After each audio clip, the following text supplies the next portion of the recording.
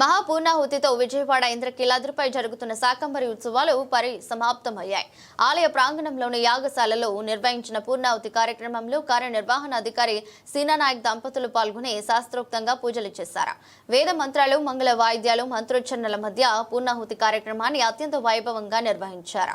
ఇంద్రకీలాద్రిపై ఉన్న శ్రీ దుర్గా మల్లేశ్వర స్వామివార్ల దేవస్థానంలో 3 రోజుల పాటు అత్యంత వైభవంగా జరుగుతున్న శాకంబరి ఉత్సవాలు చివరి రోజు గురువారం పూర్ణాహుతితో ముగిశాయి. శ్రీ విశ్వవాసు నామ సంవత్సర ఆషాఢ మాసం ఈ నెల 8వ తేదీ నుండి ప్రారంభమైన ఈ శాకంబరి ఉత్సవాల్లో భాగంగా ఇంద్రకీలాద్రిపై ఉన్న కనకదుర్గమ్మ వారి ప్రధాన ఆలయంతో పాటు ఆలయాలను కూరగాయలు, ఆకుకూరలు, పండ్లతో సర్వాంగ సుందరంగా అలంకరించారు.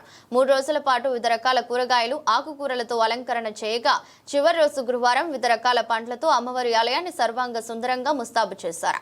ఆలయ ప్రాంగణమంతా పచ్చని ఆకుకూరలు, కూరగాయలతో మిరమిట్లు గొల్పే అందంతో కనిపిస్తుంది. 3 రోజుల పాటు అత్యంత వైభవంగా కొనసాగిన శాకంబరి ఉత్సవాలు చివరి రోజు గురువారం పూర్ణాహుతితో పరిసమాప్తమయ్యాయి. ఇంద్రకీలాద్రిపై ఈ 3 రోజుల పాటు కనకదుర్గమ్మ వారు శాకంబరి దేవిగా భక్తులకు దర్శనమిచ్చి కరుణా కటాక్షాలు అందించారు. జై కనకదుర్గాయ నమః.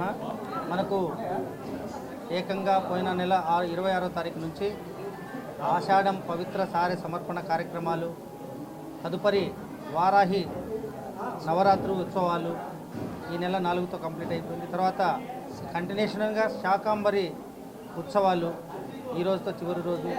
అదేవిధంగా ఈరోజు ఘనమైన రోజు ఏంటంటే గురు పౌర్ణమి, అదేవిధంగా గురు పూజోత్సవం కూడా జరుపుకున్నాము.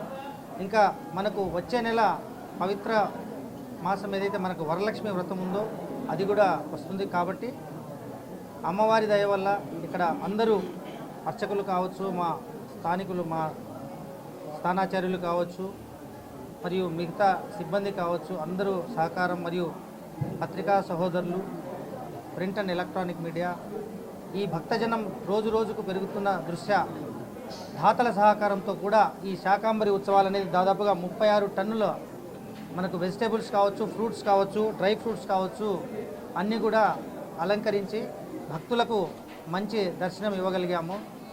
రాబో రోజుల్లో ఇంకా మంచి మంచి కార్యక్రమాలు చేయదలుచుకుంటున్నాము. ఎందుకంటే మీ అందరికీ తెలిసిందే, అమ్మవారు మహిమగల అమ్మవారు. అమ్మవారి మీద నమ్మకంతో చాలామంది సుదూర ప్రాంతాల నుంచి ఎంతో భక్తి శ్రద్ధలతో వస్తూ ఉన్నారు.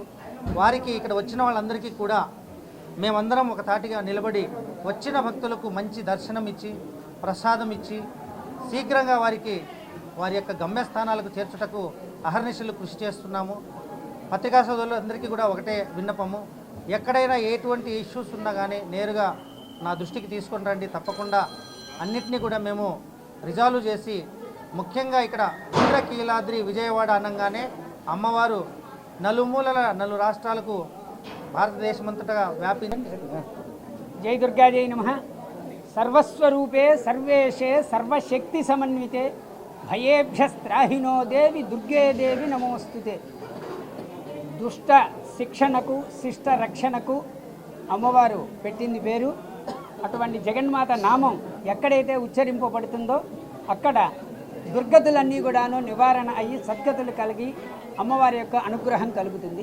అటువంటి మహోన్నతమైనటువంటి ఇంద్రకీలాద్రి మీద ఈ ఆషాఢ మాసం అత్యంత పవిత్రమైనటువంటి మాసంగా చెప్పబడ్డది. చాలామంది అనుకుంటారు ఆషాఢ మాసం శూన్యమాసము ఏమీ ఉండవు అని. కానీ జగన్మాతకి ఈ ఆషాఢ మాసంలో వారాహి నవరాత్రోత్సవాలు అమ్మవారికి యంత్ర శక్తిని పెంపొందింపచేసి, మరి ఆ యంత్ర యొక్క బలాన్ని చేకూర్చి తద్వారా భక్తులకి అనుగ్రహాన్ని కలిగించేటటువంటివి వారాహి మంత్రాలన్నీ కూడాను మన దేవస్థాన వేద పండితులు మరియు అట్లాగే ఉపాసన కలిగినటువంటి అర్చక స్వాములు అందరూ కూడాను మొన్న 26 నుంచి 4వ తారీఖు వరకు చేశారు.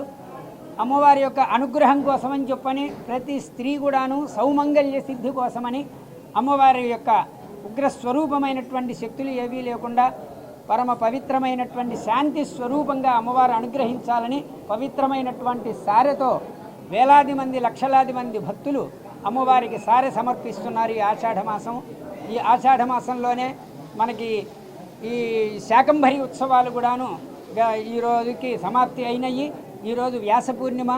ఈ వ్యాస పూర్ణిమ రోజున దేశంలో ఉన్నటువంటి సిద్ధులు అందరూ కూడాను, పీఠాధిపతులు, ఋషులు, మునులు పూర్వం చేసేవారు.